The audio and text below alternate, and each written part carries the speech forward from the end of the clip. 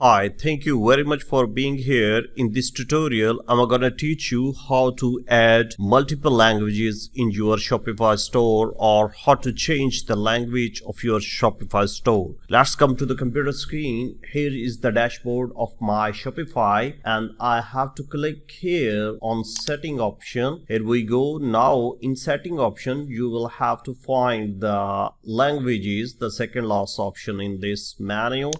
Here we go. Now, in my case, I have two languages, Arabic and French, added in my Shopify store. In my default languages, English. You can change the default language from here and you can add languages from here. You can see I'm going to put Turkish, add.